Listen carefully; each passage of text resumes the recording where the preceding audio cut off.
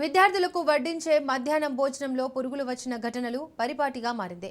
తాజాగా నిజామాబాద్ జిల్లా బిక్కనూరు మండలం జాగిర్దిపల్లి గ్రామంలో జిల్లా పరిషత్ ఉన్నత పాఠశాలలో ఈ ఘటన చోటు చేసుకుంది. అన్నంలో పురుగులు రావడంతో విద్యార్థులు ఆందోళన చెంది ఈ భోజనాన్ని పడేశారు.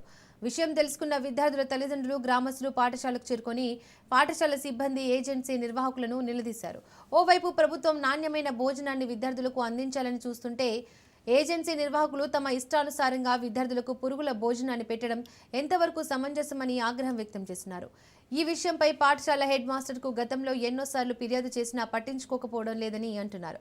ఇప్పటికైనా ఉన్నతాధికారులు స్పందించి విద్యార్థులకు నాణ్యమైన భోజనాన్ని అందించాలని గ్రామస్తులు, విద్యార్థులు డిమాండ్ చేస్తున్నారు.